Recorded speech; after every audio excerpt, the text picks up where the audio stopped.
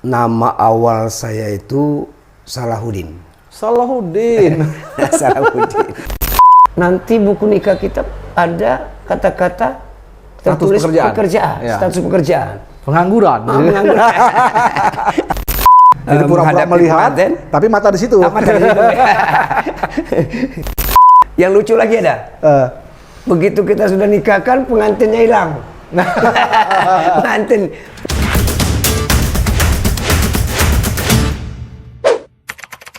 Assalamualaikum warahmatullahi wabarakatuh. Selamat siang, selamat sore, selamat malam, dan selamat pagi dimanapun Anda berada. Mudah-mudahan Anda semua dalam kondisi sehat dan tidak kekurangan suatu apapun. Jumpa lagi kita di program Begesah. Kali ini saya sedang berada di Balai Nikah Kantor Urusan Agama Kecamatan Sepidang Aji. Bisa Anda saksikan, disinilah letak calon pengantin yang ingin menikah di kantor KUA. Dan di sebelah saya sudah ada narasumber. Beliau adalah Bapak Dr. Andes Arman Asri MSI. Assalamualaikum.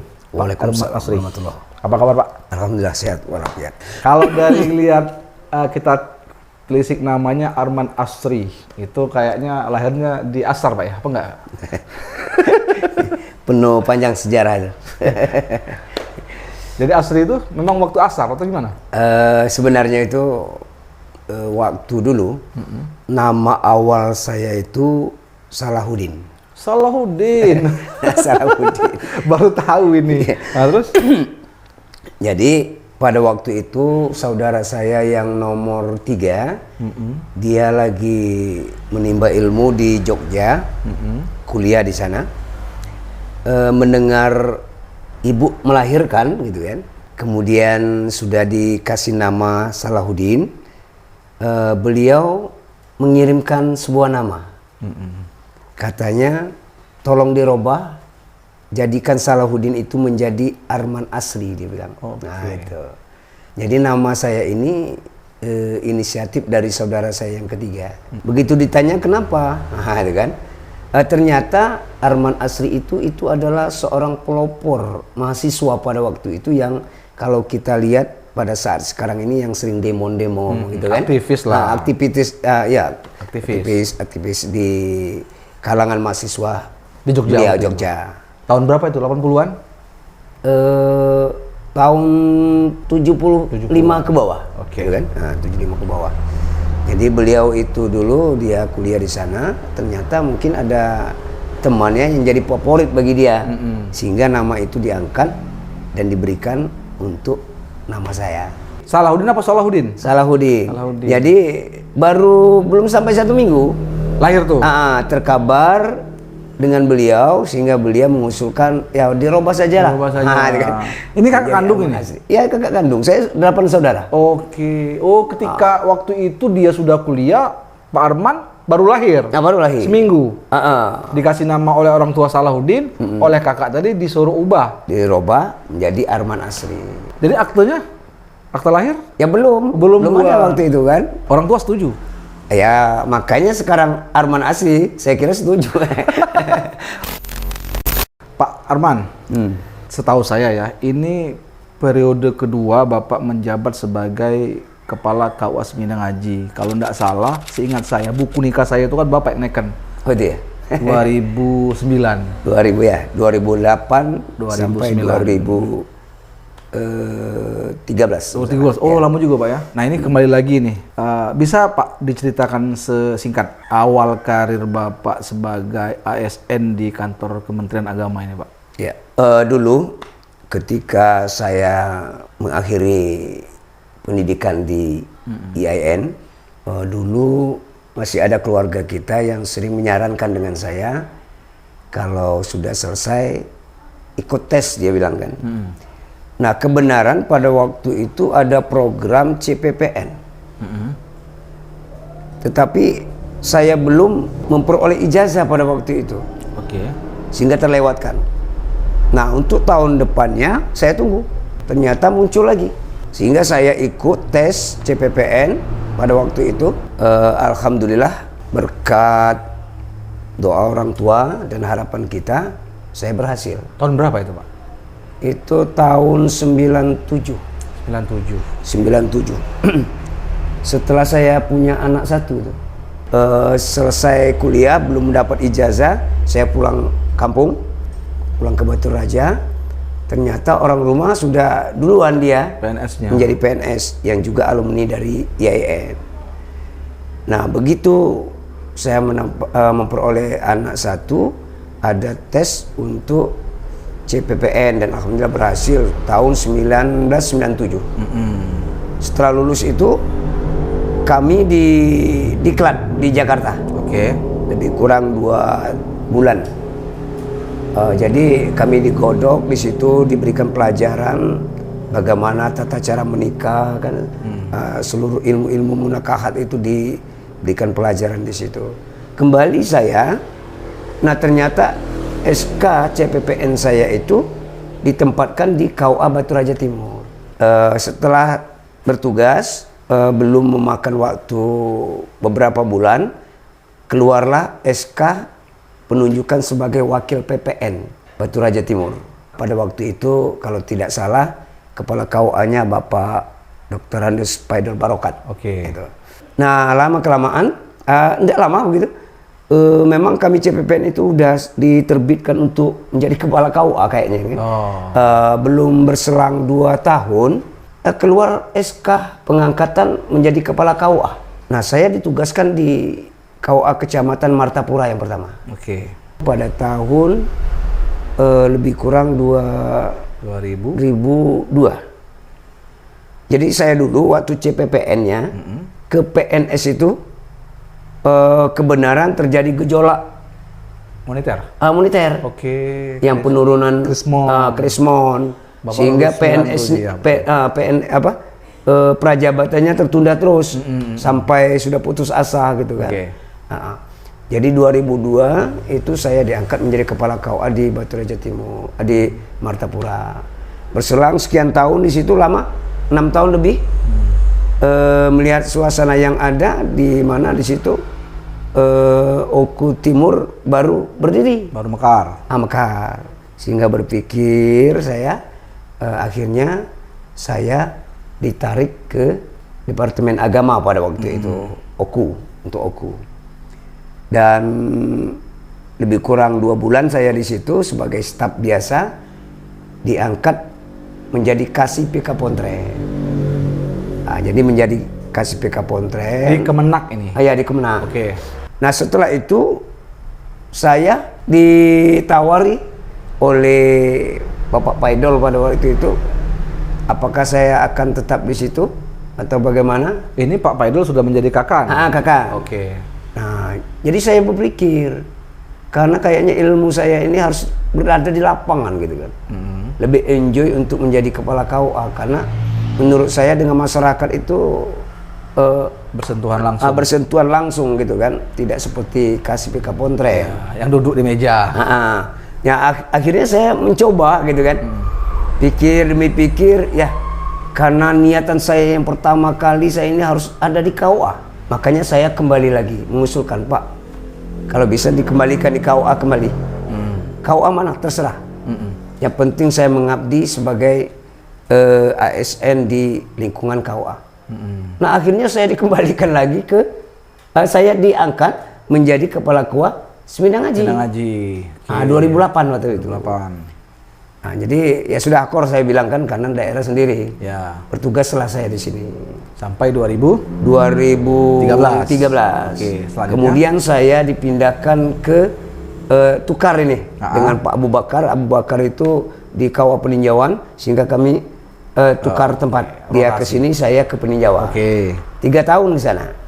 Nah setelah itu saya diangkat menjadi kepala KUA di Batu Raja Timur, zaman Pak Darami. Di Batu Raja Timur baru 1 tahun setengah lebih kurang. Sebentar sekali.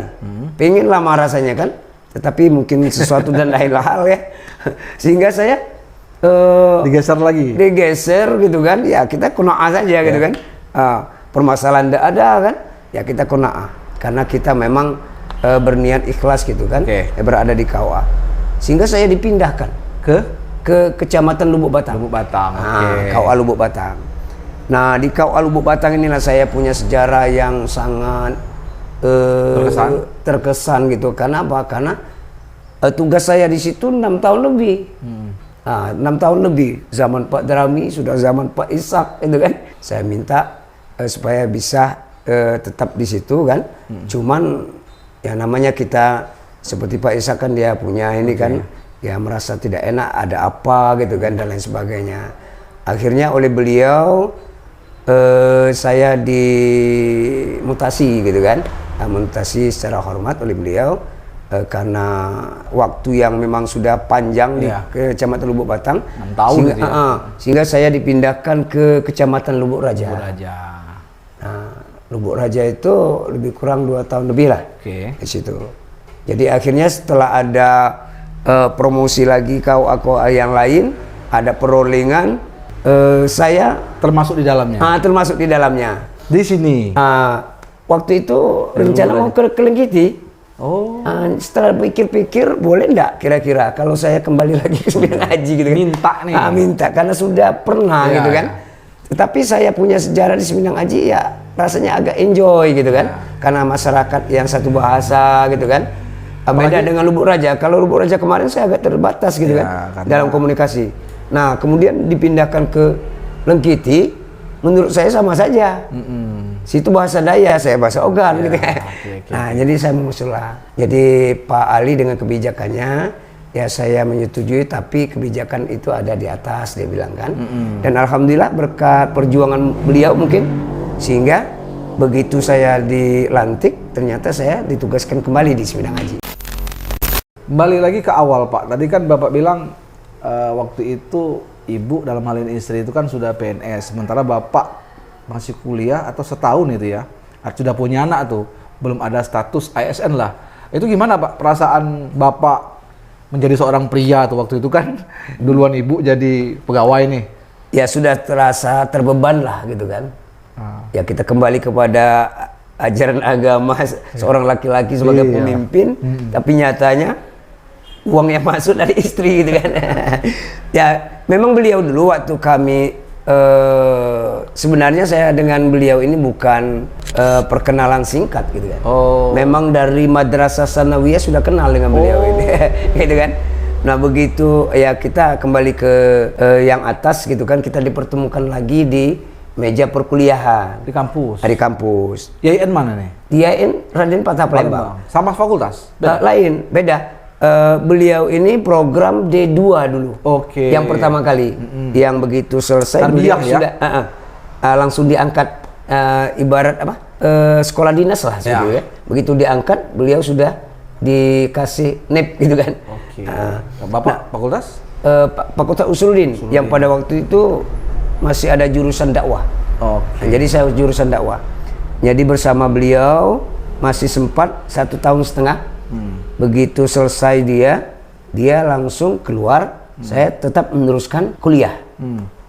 Lebih kurang 1 tahun lebih lah pada waktu itu. Nah setelah dilihat ternyata beliau ini di SK-kan di Pulau Bangka. Jauh. Nah oleh karena saya betul-betul berkeinginan untuk menikahi beliau gitu kan, jadi akhirnya saya temui kepegawaian di Kanwil gitu kan, kalau bisa enggak kita ajak ke Batu Raja, ikut suami lah. Ikut suami lah saya bilang pada waktu itu. Belum suami kan. Belum suami. Jadi akhirnya jadi akhirnya dikabulkan, ditugaskanlah di Min Talang Jawa sampai saat ini tidak pindah-pindah alhamdulillah kan. Nah kemudian setelah beliau tugas, saya masih kuliah nih. Saya kasih tahu dengan keluarga di sini bahwa itu ya calon kita gitu kan. Mohon dijaga gitu. Tapi kan. sudah. Nah setelah saya selesai, nah saya ingin melamar gitu kan, melamar menjadi orang rumah ini menjadi istri. Posisi pengangguran. Pengangguran. Jadi saya pikir kan, nanti buku nikah kita ada kata-kata tertulis status pekerjaan. Pengangguran. Pengangguran. Sementara kita sudah ada gelar gitu kan. Jadi akhirnya saya pulang kampung di kampung Belambangan di Belambangan. Kemudian saya menemui seorang ketua cabang Muhammadiyah, Pak Nurdin, tempat tinggal di Gunung Liwat. Nah kebenaran beliau ada, saya minta tolong. Bagaimana saya ini sudah selesai, bisa enggak saya menjadi tenaga pengajar di SMA Muhammadiyah? Supaya ada status. Ada status, kita ambil statusnya itu kan. Ya alhamdulillah dengan adanya kata-kata itu memang sebelum berkata beliau itu sudah nyambut gitu kan. Ya karena kita punya sejarah tersendiri di SMA Muhammadiyah. Tapi itu hanya untuk perasaan bapak kan yang tidak enak kepada ibu. Sebenarnya ibu juga menerima kondisi apapun waktu itu. Ya menerima, cuman kita sebagai seorang laki-laki kan begitu ijab kabul nanti saya terima nikahnya, habis itu orang nanya kerja mana, nah itu rasanya agak kurang pas lah gitu kan. Tapi itu memang dari bapak sendiri ingin menemui yang kepala cabang Muhammadiyah tadi untuk supaya mengakomodir keberadaan bapak di sekolah itu. Iya saya sendiri. Jadi saya berusaha. Jadi statusnya berubah guru. Berubah menjadi guru. Disitulah bapak pede untuk nikah tuh. Jadi status buku nikah yang tercatat sekarang ini pekerjaan guru. Bukan kepala KUA kan. Sampai sekarang? Sampai sekarang. Oh, di buku nikah tapi ya? Buku nikah. Oke, artinya setelah nikah itu masih ada jeda itu setahun, masih punya anak, masih belum juga kan? Ya, betul. Sehingga pada 97 itulah pada akhirnya Bapak Milo ikut tes CPPN. Oke. Nah, gimana nih Pak perasaan Bapak ketika pertama kali menikahkan orang nih? Menikahkan pada waktu saya bertugas di sebagai PPN. Iya, itu kan untuk menikahkan orang kan? Penghulu lah tanda kutip ya. Bagi saya enjoy. Karena setelah saya diterima sebagai CPPN, pada waktu itu cuma 15 orang Provinsi Sumatera Selatan. Seangkatan pula? Satu angkatan itu. Saya angkatan kelima. Kami di Jakarta itu diklatnya bukan kaleng-kaleng. Jadi ditempatkan di asrama haji. Setelah digodok, maka kami ditebar di Provinsi Jawa Barat. Saya pada waktu itu bertugas di Kecamatan Cintamiang, Sukabumi. Diklat nih? Masa diklat. Nah di situ kami ngantor di KUA. Jadi KUA pada waktu itu standby, kami yang bekerja, gitu kan. Ada orang menikah, kami yang menikahkan. Karena kami sudah diberikan ilmu di Jakarta pada waktu itu. Nah ketika saya diangkat selaku PPN yang bertugas di Kecamatan Batu Raja Timur, itu rasanya tidak asing lagi. Karena praktek di situ. Ya sudah praktek kita. Ketika praktek menikahkan itu langsung dicatat atau sekedar apa namanya, apa istilahnya itu, hanya belajar atau memang tidak langsung. Jadi ada orang yang mendaftar di kantor KUA, kan di situ kan banyak nikahnya di kantor kan. Jadi bukan simulasi. Sudah penerapan langsung. Jadi sudah ada jadwal. Jadi KUA-nya yang mengatur. Kami ada orang 7 tidak salah dulu di KUA itu. Jadi kami didata. Oh ini tanggal ini si ayah yang selaku pencatat. Begitu. Oh jadi Bapak pertama kali menikahkan orang itu sebagai PPN itu waktu diklat. Ingat tidak Pak siapa yang Bapak nikahkan waktu itu? Oh tidak ingat. Tidak ingat lagi? Karena ya namanya orang di Sukabumi kan. Jangankan orangnya, kantornya saja saya tidak ingat sampai sekarang di mana. Jadi waktu pertama kali Bapak ingat tidak rasanya rasanya menikahkan orang itu? Ya betul. Pertama kali ya kita enjoy-nya kita karena kita mengetahui ilmunya gitu kan. Cuman yang bikin kita sedikit agak gemetar struktur dari alur pelaksanaan mau apa kita itu ya? Sebelum langsung ke akad itu? Kita mukadimah atau mau khutbah dulu gitu kan. Nah, cuman kami dulu dikasih istilahnya ya strukturnya supaya kerangkanya supaya sampai ke doa gitu kan. Tinggal kita memberikan tambahan-tambahan seperti selawatan atau bagaimana gitu kan. Nah, ditambah dengan praktek-praktek yang ada di Jakarta dulu, ya banyak rekan-rekan kita itu yang memang sudah mahir gitu kan. Nah, alhamdulillah. Jadi rasa gemetar pada waktu itu kan tidak ada. Punya keyakinan yang besar kita. Cuma kalau boleh saya tebak, Bapak waktu itu masih textbook kali ya? Boleh juga. Masih. Saya taruh ini baca gitu. Kerangka itu kan. Ya, saya Jadi pura-pura menghadapi melihat, pengantin, tapi mata di situ. amat dari situ. Ya, namanya ilmu baru. Iya betul. Pak, itu untuk melepaskan itu kan karena ya ada ungkapan kan ala bisa karena biasa, itu betul Pak ya. Tapi untuk melepaskan mata kita dari patokan textbook itu berapa lama Pak? Berapa kali nikah kan supaya Bapak tuh lepas leluasa? Rasanya satu kali udah lepas? Udah nanya lagi kapan orang mau nikah lagi gitu kan.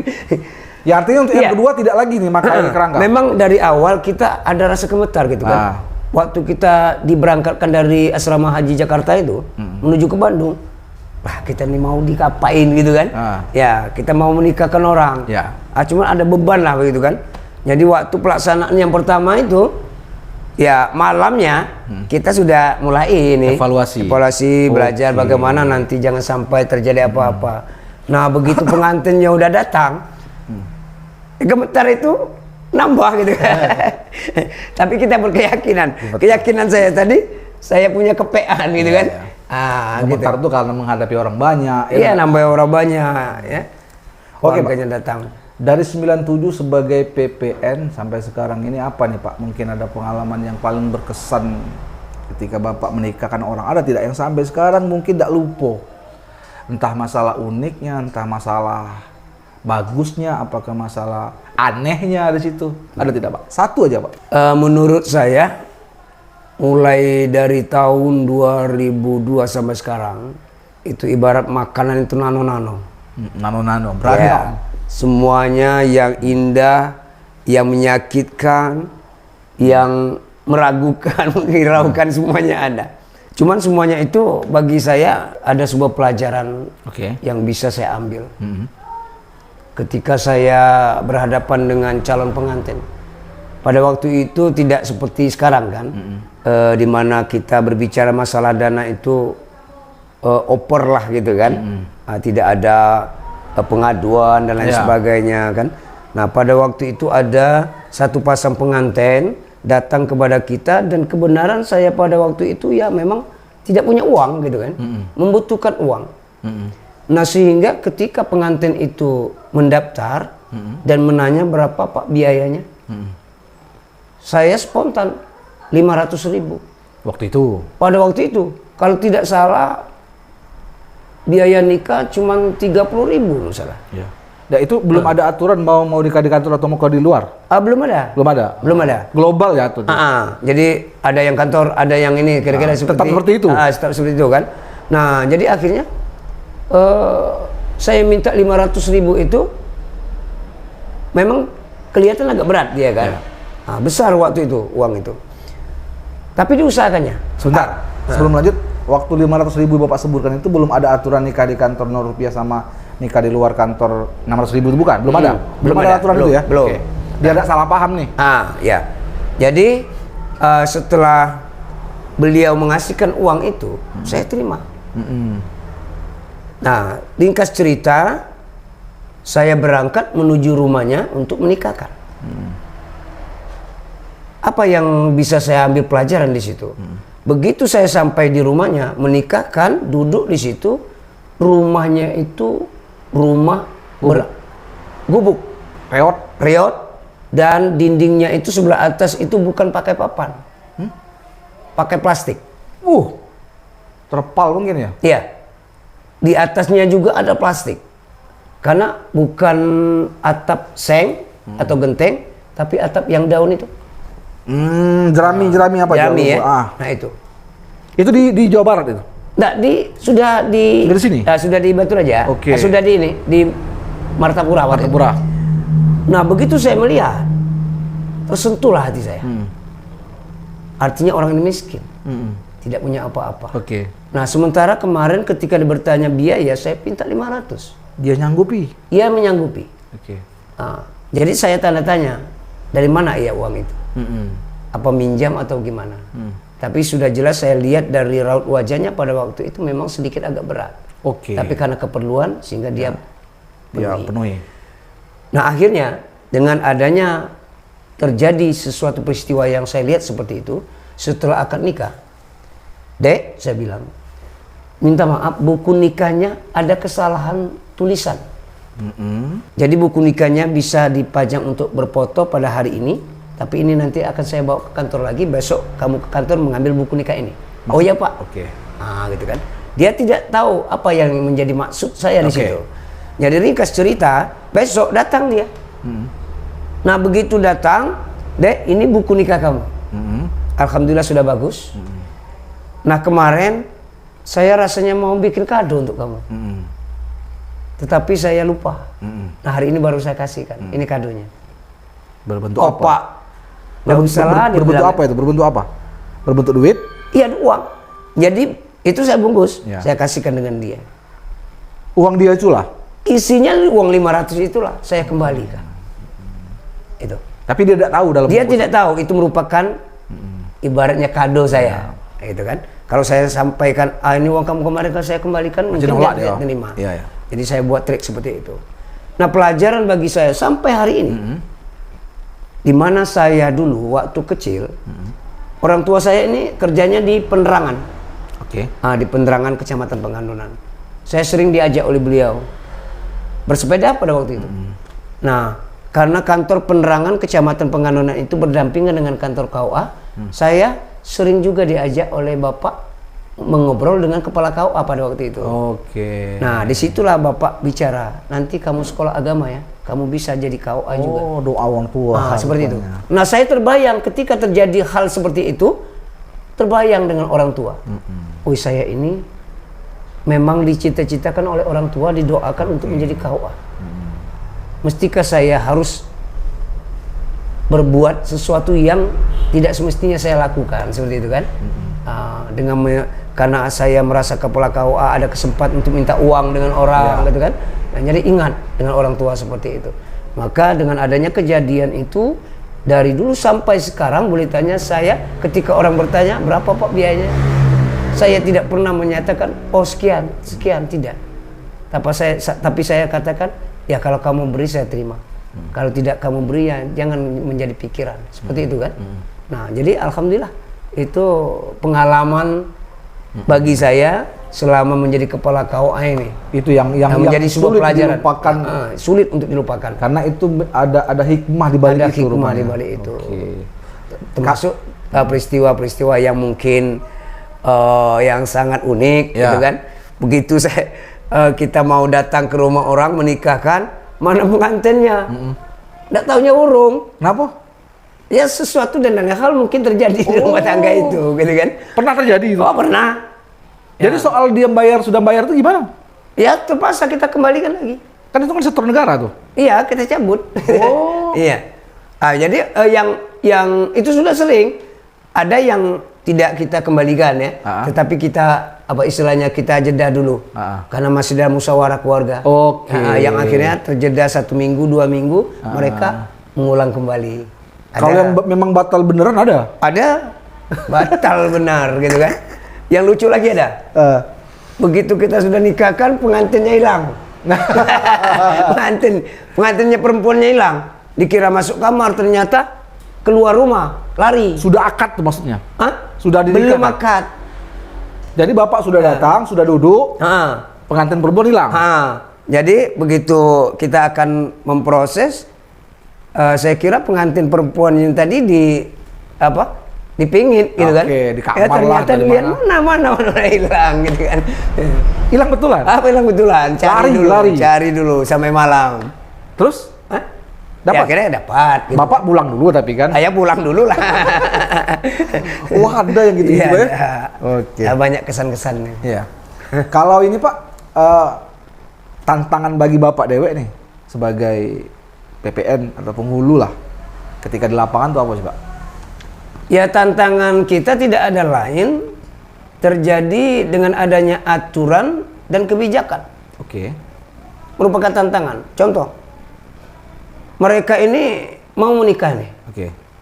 Dengan persyaratan sudah diajukan, tetapi masih ada syarat-syarat yang agak kurang gitu kan. Yang menurut kita, kalau secara agama itu sudah bisa.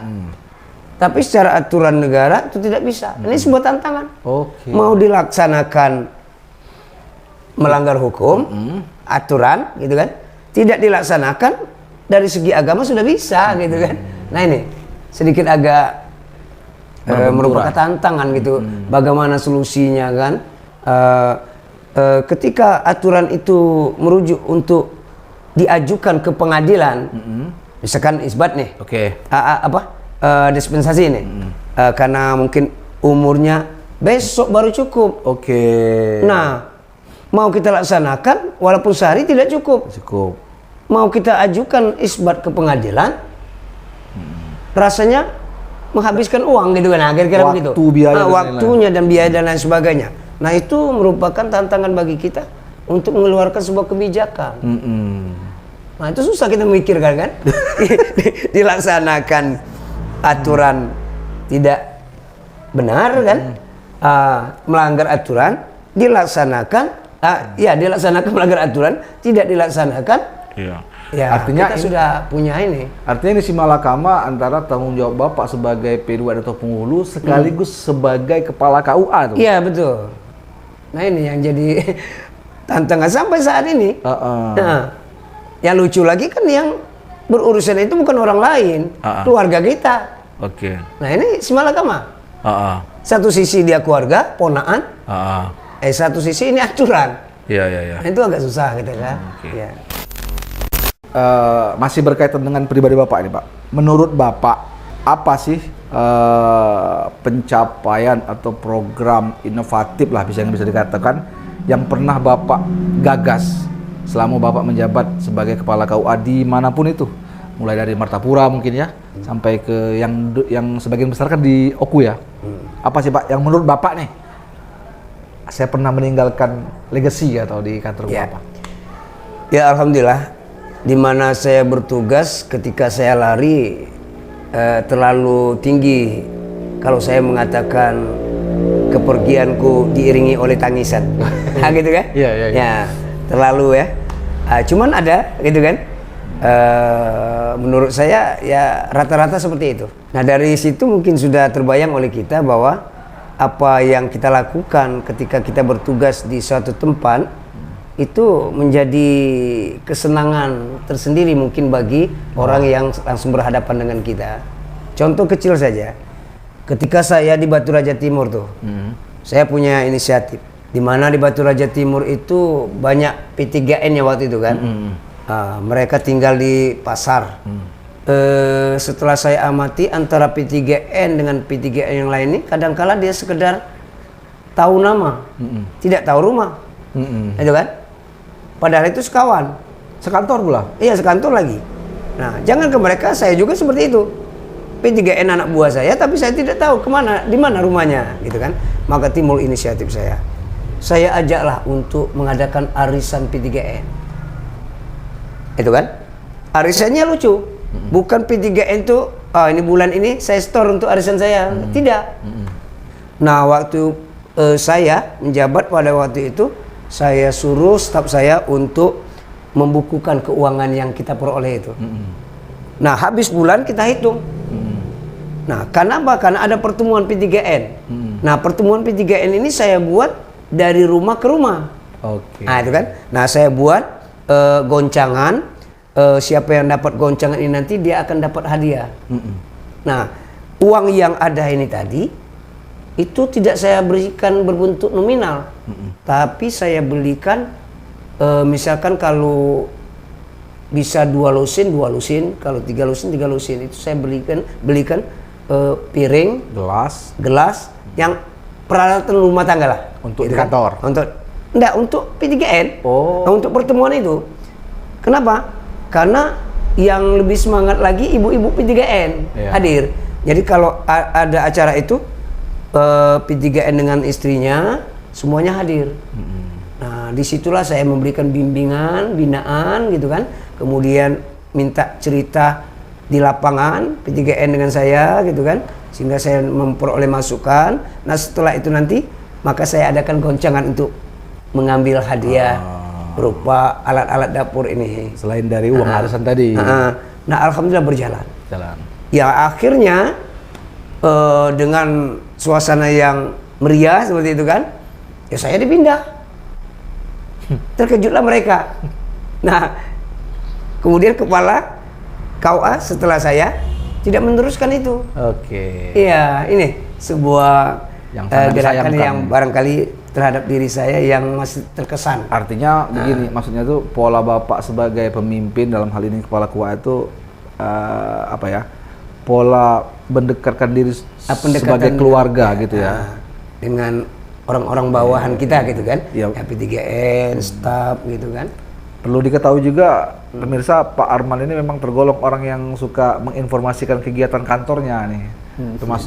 Termasuk senang menginformasikan kegiatan-kegiatan di kantor dan sesama staf maupun pegawai di kantor, Pak ya. Itu Karena itu nyata. Itu kan bukan kaleng-kaleng. iya. Nah, jadi mungkin Pak Wiwin sudah merasakan ketika bersama dengan saya kan. Dan ini bukan semata-mata saya lakukan di sini. Boleh ditanya di mana-mana. Di Lubuk Batang, di Batu Raja Timur, di mana saya bertugas itu saya selalu ada pendekatan dengan staf. Melewati ajang makan siang, Iya, betul. gitu kan? Ya, karena saya tidak ini ya. Ada orang mengatakan, waduh, Pak Arman itu selalu mengajak staf banyak makan. Dari mana uangnya, gitu kan? Nah, saya tidak membaca itu karena satu prinsip, Pak Wiwin. Ajaran agama kita mengajarkan kan, bila mana kita bermurah hati, rezeki itu akan senantiasa bertambah, gitu kan? Dan alhamdulillah itu saya rasakan. Ketika ada waktu sulit-sulit saya, tidak ada uang sama sekali. Aduh, gimana ini? Kita mau kantor ini, tapi uang tidak ada. Mau beli bensin tidak ada, gitu kan? Nah, alhamdulillah. Ada rezeki. Ada saja. Rezeki itu kadang dari orang rumah gitu kan. Dari orang rumah kan. Kita tidak bercerita tapi dia nanya. Mas ya bensin? Dia bilang gitu kan. Yeah. Loh kok tepat betul kan. Yeah. Nah jadi akhirnya kita katakan, oh bensin sedikit lagi. Dibelikan. Sampai ke kantor malah uang berlipat dapat. Yeah. Makan kita. Seperti itu kan. Nah jadi sebuah kesulitan bagi saya itu walaupun ada, tidak bermain waktu yang lama. Tetapi saya yakin apa yang saya dapatkan itu mungkin itu adalah buah dari kebijakan yang sering kita lakukan terhadap orang-orang yang berada di sekeliling kita. Jadi Bapak sebisa mungkin ketika memimpin di suatu tempat menjadikan orang-orang yang dipimpin maupun tempat Bapak memimpin itu sebagai rumah kedua maupun keluarga gitu, Pak ya? Iya. Bahkan justru kalau dikatakan sebagai rumah pertama, kalau menyalahi gitu ya. Iya, kenapa? Iya, betul. Kita bisa istilahnya bersama keluarga gitu kan. Bisa menghidupi keluarga. Menghidupi keluarga. Karena dari sini. Ya karena ini lahannya gitu kan. Betul. Ya. Jadi tidak menutup kemungkinan kalau tempat kita bekerja itu kita jadikan rumah yang pertama bagi kita. Maka ketika saya berada di KUA, mungkin bisa dilihat. Saya lantainya saja, contoh seperti saat ini, begitu saya masuk saya tidak mikirkan yang lain dulu, lantainya saya ambali gitu kan. Ya kenapa? Karena kita akan berkeliling ke sini. Nah pernah saya bertugas mendapat protesan. Begitu saya mengajak supaya seluruh yang berkeinginan datang ke kantor KUA tidak boleh memakai alas kaki. Selama ini kan ke kantor alas kaki. Ya. Itu saya bikin larang sampai saya dapat protesan. Tidak pernah selama ini. Kenapa ini? Akhirnya begitu aturan itu saya keluarkan, saya ambali seluruhnya. Jadi orang yang datang termasuk P3N kan, Termasuk tamu lepas alas kaki. Kapak aneh seperti ini. Ya. Nah, pernah ini saya waktu di Martapura. Begitu Oku Timur terbentuk, kantor bupati itu samping kita. Iya. Nah, sering Sekda itu main ke tempat kita karena sering ngobrol dengan saya. Suatu waktu dia main. Kaget. Loh, Pak Arman, maaf ya kalau saya ngomong ya. Kenapa, Pak? Dari luar kayak sangkar kambing kantor kamu ini. Nah, ketika saya masuk Bersih. lebih enjoy di sini dari ruang saya, dia bilang kan. Ya memang bagus pada waktu itu. Iya. Waktu itu saya memperoleh juara 3 tingkat provinsi KUA Teladan pada waktu itu, zaman Pak Amin Hadri. Nah, memang bagus betul tempat pernikahan pada waktu itu tidak kayak gini, belum ada. Tapi balai-balai. saya sudah membentuk. Oke. Nah itu kan. Mungkin itu saja Pak Gua. Oh ya baik. Waktu sudah panjang juga ini, lebih dari 30 menit. Terima kasih Pak Gua atas berbagi cerita kepada pemirsa, dan jangan lupa dukung kami, support kami agar channel ini terus berkembang dengan cara klik tombol subscribe di bawah, dan jangan lupa tinggalkan jejak, like, komen ataupun share apabila video yang kami upload pada kali ini bermanfaat bagi Anda semua. Kami akhiri dengan ucapan wabillahi taufik wal hidayah. Assalamualaikum warahmatullahi wabarakatuh. Waalaikumsalam warahmatullahi wabarakatuh.